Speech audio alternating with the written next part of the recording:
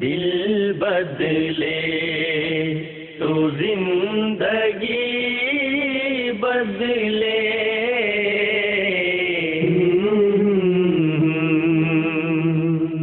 بسم اللہ الرحمن الرحیم. السلام علیکم ورحمۃ اللہ وبرکاتہ.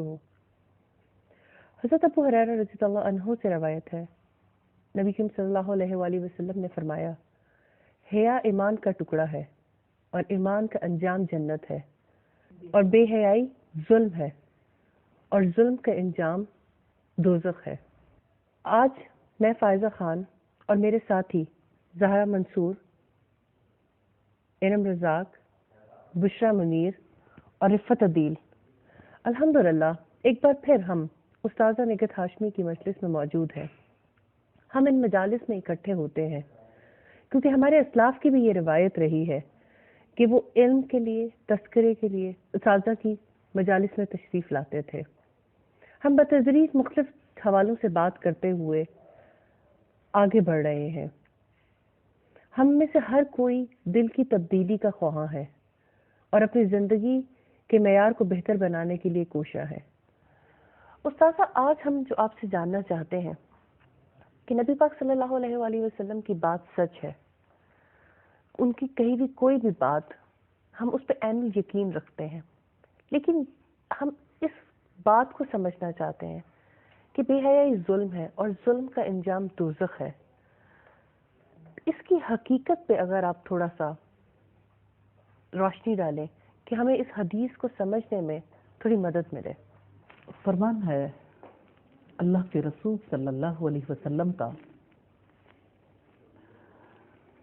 اور اس فرمان کے حوالے سے وضاحت چاہتی ہیں کہ بے حیائی ظلم کیسے ہے. جی، پہلی بات یہ ہے کہ بے حیائی کیا ہے. اس کو ہم اس کے اپوزٹ سے، اس کے متضاد حیا سے سمجھ سکتے ہیں. حیا انسان کے اندر کی قیمتی ترین خصوصیت ہے، جس کو اردو زبان میں ہم شرم بھی کہتے ہیں، اور یہ برائی سے، بدی سے جھجک ہے. اور بے حیائی کا مطلب یہ ہے کہ انسان کو کسی بدی، کسی برائی سے کسی قسم کی جھجک محسوس نہ ہو. بے حیائی ظلم کیسے ہے؟ ظلم کہتے ہیں کسی چیز کو اس کے مقام سے ہٹا دینا. تو انسان کا اصل مقام حیا کا مقام ہے. جب انسان حیا کے مقام سے ہٹتا ہے تو وہ ظلم کرتا ہے. بے حیائی اس اعتبار سے ظلم ہے کہ بے حیائی انسان کے لیے کسی بھی اعتبار سے سوٹیبل نہیں ہے. انسان کے لیے جو سب سے موزوں جذبے ہیں، سب سے موزوں خصوصیات ہیں، ان میں سے ایک حیا ہے. رسول اللہ صلی اللہ علیہ وسلم نے فرمایا، حیا اور ایمان دونوں ساتھ ساتھ رہتے ہیں، ایک اٹھے تو دوسرا بھی اٹھ جاتا ہے. ابلیس نے سب سے پہلی ضرب اسی حیا پر لگائی تھی. جس وقت آدم علیہ السلام اور حضرت حوا دونوں کو اس نے بہکایا، ایک درخت کا پھل کھانے کے لیے آمادہ کیا، اس وقت دونوں کے ہی لباس اتر گئے تھے، اور فطری جذبے کی وجہ سے انہوں نے اپنے آپ کو جنت کے درختوں کے پتوں سے ڈھانپنا شروع کر دیا. یہ اندر کی ایک مانگ ہے، یہ اندر کی ایک طلب ہے. تو جس وقت انسان اندر کی طلب کو دبا دیتا ہے یا اس کی جگہ پر انسان کسی اور چیز کو لے آتا ہے، جیسے اندر کی طلب حیا ہے، اس کو دبا دیا اور بے حیائی نے اس کی جگہ لے لی، تو اس کا مطلب یہ ہے کہ مقام بدل دیا. تو مقام حیائی انسان کے لیے موزوں تھا، اور جس وقت انسان اس مقام سے ہٹ جاتا ہے تو جیسے رسول اللہ صلی اللہ علیہ وسلم نے فرمایا، اذا لم تستحی فاصنع ما شئت، جب تم بے حیا ہو جاؤ پھر جو تمہارے جی میں آئے کر گزرو. تو بے حیائی کی وجہ سے اعمال شر کا آغاز ہوتا ہے. یعنی انسان کے لیے بدی کا کوئی کام کرنا مشکل نہیں رہ جاتا، چاہے وہ کلام کی بدی ہو، چاہے وہ اعمال کی بدی ہو، معاملات کا تعلق ہے، جہاں تک نظر کا معاملہ ہے، سماعت کا معاملہ ہے، زبان کا معاملہ ہے، کسی قسم کے افعال ہیں، دوسروں کے ساتھ تعلقات ہیں، مجلسیں، تعلیمی ادارے، پورا معاشرہ، ہر ایک چیز لپیٹ میں آ جاتی ہے. استاذہ جیسے ہم قرآن میں پڑھتے ہیں ان الصلاۃ تنہی عن الفحشاء والمنکر، اب ہم یہ دیکھتے ہیں کہ ہم نمازیں بھی پڑھ رہے ہیں لیکن ہم بے حیائی کے پروگرام بھی ہم سارا دن دیکھتے ہیں، بے حیائی کی باتیں بھی سنتے ہیں اور اس سے ہم برائی بھی محسوس کرتے ہیں. تو یہ کیا پھر ہم نمازوں کا بھی کیا اس کو کچھ سمجھائیے کس طریقے سے ہم اس کو دیکھیں؟ بات یہ ہے کہ آئیڈلی نماز کا یہ رول ہے، نماز کا یہ کردار ہے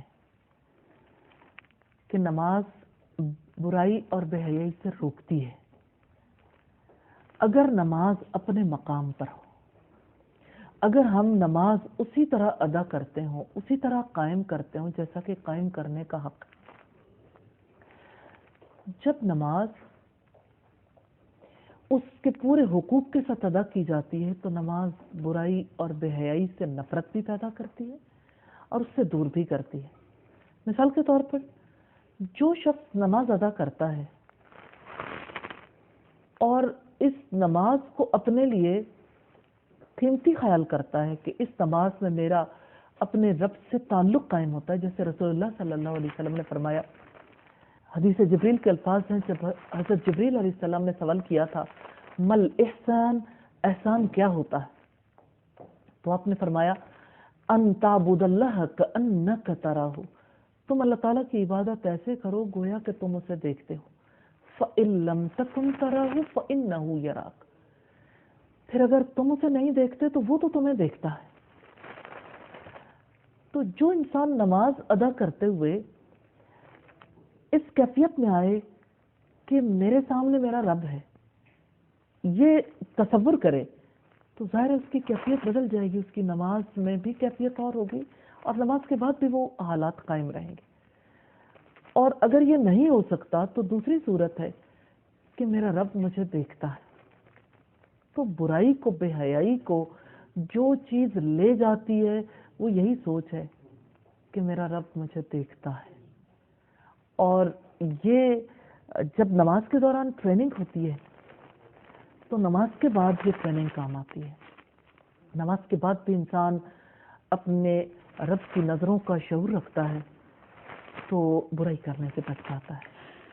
نماز کے دوران پریکٹس ہوتی ہے اور دن میں 5 دفعہ یہ پریکٹس ہوتی ہے، اور نماز کے بعد میں انسان کے لیے اسی طرح سے جیسے نماز میں وہ اپنے آپ کو ایک صورتحال میں رکھتا ہے، نماز کے بعد بھی اس صورتحال میں رہنا ممکن ہو جاتا ہے. استاد جیسے ہم نے ایک حدیث میں جانا کہ رسول اللہ صلی اللہ علیہ وسلم کی بات حق ہے، اور انہوں نے کہا کہ مومن نہ تانا دینے والا ہوتا ہے، نہ لعنت کرنے والا، نہ فحش گوئی کرنے والا اور نہ بیہودہ گو. تو ان کی بات تو حق ہے، سچ ہے، یقین بھی ہے الحمدللہ، لیکن ان ٹرمینالوجیز کو بے حیائی کے ساتھ کیسے انہوں نے ریلیٹ کیا یہ سمجھنا چاہتے ہیں کہ تانا دینا، لعنت کرنا اور فحش گوئی جو ہے یہ بے حیائی کس طرح سے؟ بے حیائی کے حوالے سے جیسے ہم پہلے بھی دیکھ رہے تھے کہ یہ انسان کے لائق نہیں ہے، ظلم ہے نا، جیسے رسول اللہ صلی اللہ علیہ وسلم نے اس کے بارے میں فرمایا کہ بے حیائی ظلم ہے اور ظلم کا انجام آگ ہے.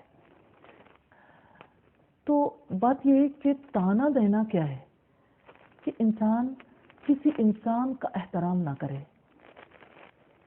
جو بات اس کے اندر موجود ہے تو وہ سچ اس کے اندر موجود ہے، اس بات کو اس کے سامنے اس طرح سے بیان کیا جائے کہ اس کا دل کٹ جائے. اب یہ انسانی احترام کے خلاف ہے. انسان کو انسان سے حیا کرنی چاہیے اور اس کی عزت کا اسی طرح خیال کرنا چاہیے جیسے انسان اپنی عزت کا خیال کرنا چاہتا ہے.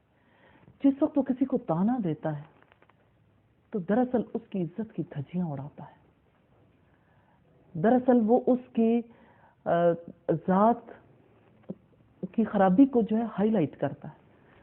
تانے کی بجائے جو چیز اس کے لیے مناسب تھی، جو ظلم نہیں ہے، جو حق ہے، جو عدل ہے، وہ یہ کہ اس کو الگ لے جا کے اخلاص کے ساتھ، یہ والی بات جو ہے نا، یہ اس طرح سے آپ کے حق میں غیر مفید ہے، یہ شرع کے خلاف ہے، اس کو چھوڑنے میں عافیت ہے، اس کے لیے رسول اللہ صلی اللہ علیہ وسلم کی کوئی بشارت یا کوئی یعنی کام ایسا ہے جس میں ڈراوا کام آ سکتا ہے تو کوئی تنبیہ، جب وہ چیز سامنے رکھی جائے تو وہ عدل ہے۔ اور یہ ظلم ہے کہ انسان اس کو دور کرنے کی بجائے اس کے لیے ایک تکلیف دہ سلسلہ بنا دے، جس کی وجہ سے تعلقات پر پیشہ چلتا ہے۔ دوسری چیز جو اس حوالے سے لعنت کرنا، وہ تو آپ سمجھتے ہیں کہ جب ہم کسی پہ لعنت کرتے ہیں اس کا مطلب یہ ہے کہ وہ رحمت سے دور ہو جائے۔ تو اصلاً تو مومن کے لیے جو چیز لائق ہے، جس کو رواج دینے کے لیے کہا گیا، سلامتی کا پیغام ہے، افشوا السلام بینکم۔ تو وہ کیسا مومن ہے کہ اس نے سلام کیا اور اس نے تعلق پر پیشہ چلا دیا، لعنت بھیج دی؟ تو یہ سلامتی کے خلاف ہے، سلامتی کے مقام کے خلاف ہے۔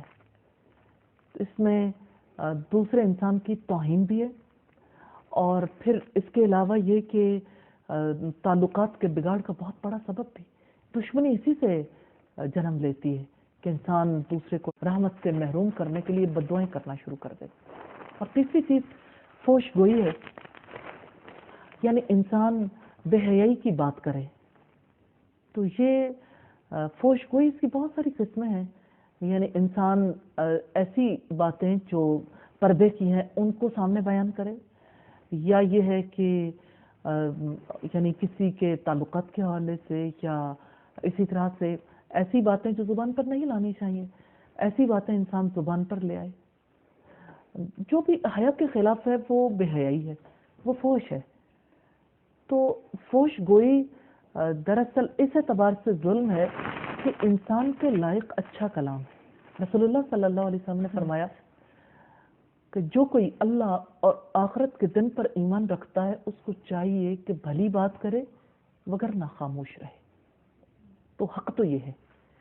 تو جو چیز ناحق ہے وہ ظلم ہے، یعنی اپنے مقام سے ہٹا دیا نا ہم نے۔ تو جو کلام کرنا ہمارا حق نہیں ہے وہاں خاموشی بہتر ہے، تو خاموشی کی جگہ ایسا کلام لے آئیں تو یہ ظلم ہے۔ اور استاذہ جیسے آج کل ہم دیکھتے ہیں کہ موبائل فونز پہ، سیل فونز پہ بہت زیادہ میسیجز، اور بعض تو ایسے ہوتے ہیں کہ پڑھنے کو ایسا لگتا ہے دل نہیں چاہ رہا ہوتا، اگر پڑھ لیں تو لگتا ہے آنکھیں گناہ گار ہو گئی ہیں۔ تو کیا یہ سب یہ فحاشی اور بد کلامی یا بدبوئی میں شامل ہے یا بے حیائی ہے، کیا ہے یہ؟ کیونکہ میں نے دیکھا کہ لوگ اس چیز کو کچھ برا نہیں سمجھتے بلکہ ایک فن سمجھتے ہیں۔ یہ بات آپ نے بہت زیادہ یعنی گہری کی ہے کہ لوگ جس چیز کو فن سمجھتے ہیں وہ دراصل فن نہیں ہے، وہ بے حیائی ہے۔ اب دیکھیں، جیسے کلام کرنے کا ہمیں حق نہیں، ایسے ہی ایسا پیغام دینے کا بھی ہمیں حق نہیں۔ جو پیغام ہماری ذمہ داری ہے وہ حق ہے۔ مومن حق کا پیغام دے تو اللہ کی نظروں میں بھی مقام پائے، دنیا کے لیے بھی نفع مند ہو جائے۔ یہ کیسے پیغامات ہیں جو ہماری جنریشن، ہماری نسل ایک دوسرے کو منتقل کرنا چاہتی ہے؟ اس پیغام میں آیا کسی کے لیے نفع ہے؟ اگر نفع کا پیغام ہے تو پھر تو وہ پیغام بہتر ہے۔ اگر وہ پیغام ایسا ہے کہ جس کو پڑھ کر آنکھیں اپنے آپ کو گناہ گار محسوس کریں تو یقیناً وہ بے حیائی کا پیغام ہے۔ تو جو بھی بے حیائی کو پھیلاتے ہیں ان کے لیے دردناک عذاب ہے اللہ تعالیٰ کی طرف سے، آگ کا عذاب ہے۔ تو یہ دنیا میں بھی لوگوں کے لیے بربادی کا باعث ہے، انسانوں کا سکون لٹ جاتا ہے۔ اب ایک یعنی عمر رسیدہ خاتون ہے، وہ ایک میچور خاتون ہے، وہ ایک میسج کو پڑھتی ہیں، ایک پیغام کو پڑھتی ہیں، تو انہیں یہ سمجھ آتی ہے کہ یہ چیز کس طرح سے نقصان دہ ہے اپنے لیے بھی اور دوسروں کے لیے بھی۔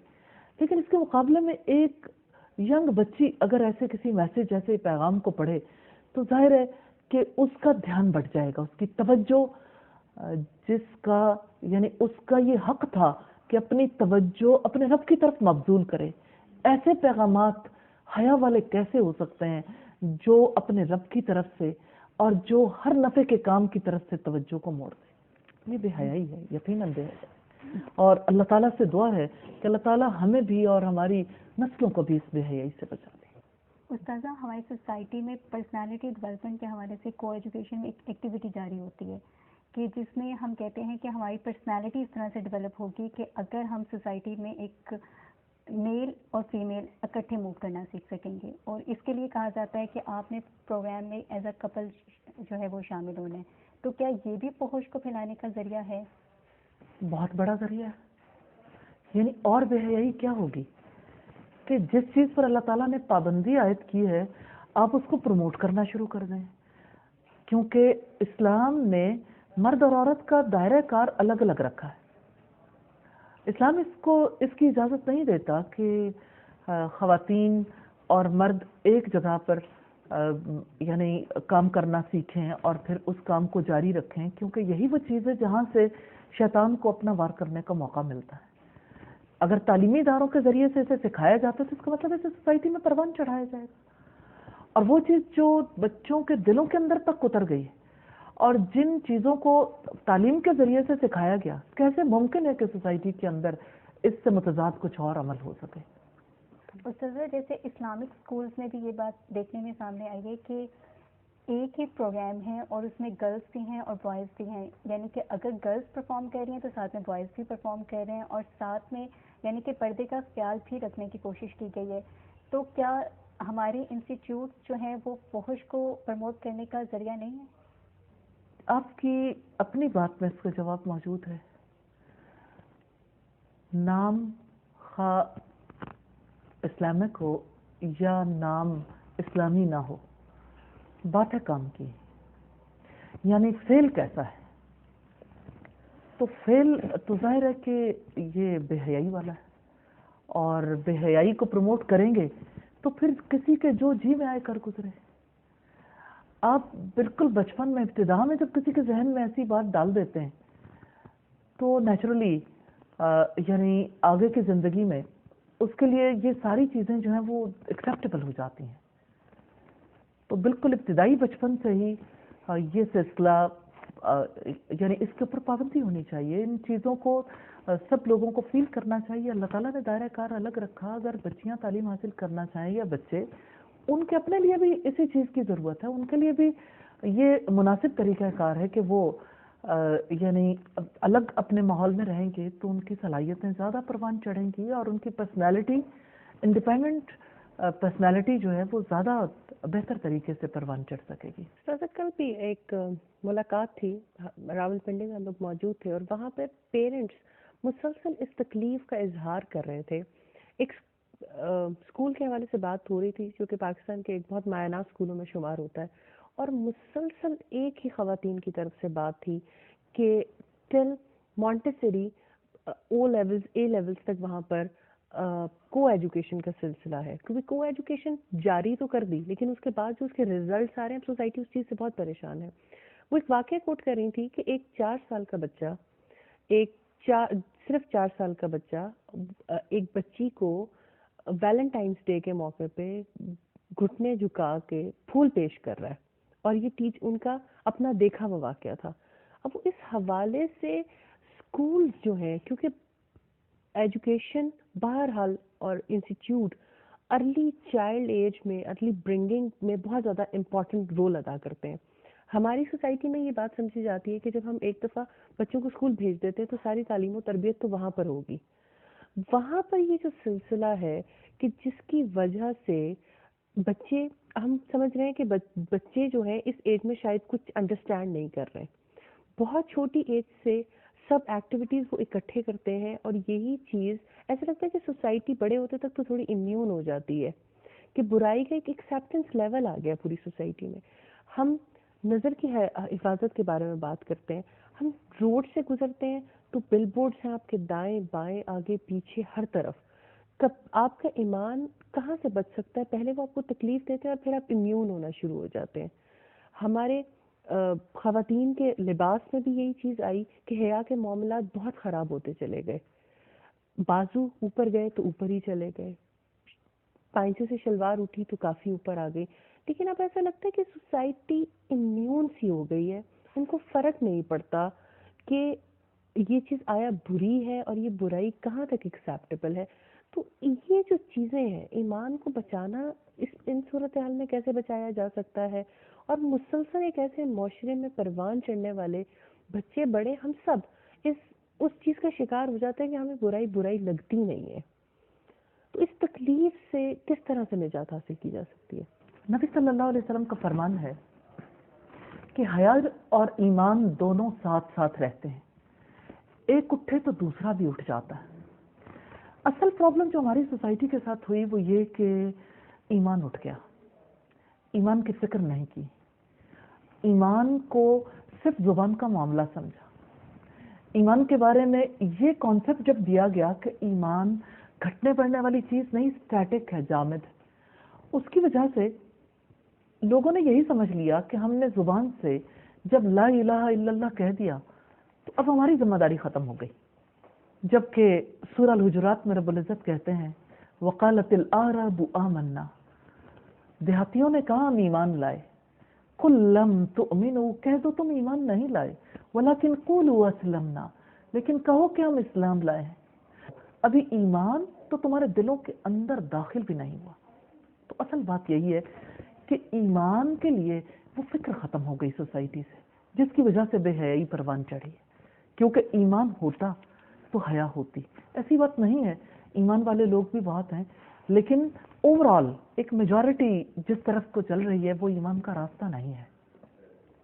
جب ایمان کو ترک کریں گے تو ظاہر ہے کہ حیا کا دامن بھی چھوٹ جائے گا.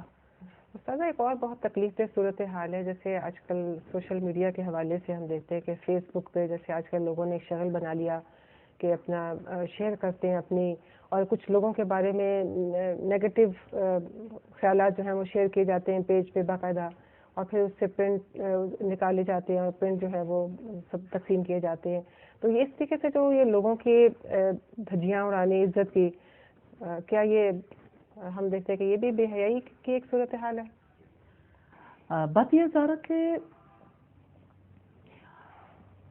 فیس بک سوشل میڈیم ہے اور اس وقت پہ یعنی سب سے زیادہ جس چیز کی طرف رجحان ہے وہ یہی میڈیم ہے. اور اس کے بہت پازیٹیو یعنی اس کے بہت مثبت طور پر دیکھیں تو فوائد بھی ہیں، لیکن دوسری طرف دیکھیں تو منفی استعمال بھی ہے. تو یہ منفی استعمال جو ہے کہ آپ یعنی کیسے ممکن ہے کہ ہم سب یہاں بیٹھیں، ہم کسی کو ڈسکس کریں اور نیگیٹولی کریں، وہ غیبت ہو. جب آپ فیس بک پہ جائیں تو وہ غیبت نہ رہے. آپ کسی کے بارے میں یعنی آپس میں بیٹھیں، آپ کسی کے کردار کی دھجیاں اڑانے کے لیے جو کچھ کرنا چاہیں تو وہاں پر کوئی نہ کوئی احساس دلانے والا ہو، لیکن فیس بک پہ جائیں تو آپ کو کوئی احساس دلانے والا ہی نہ ہو.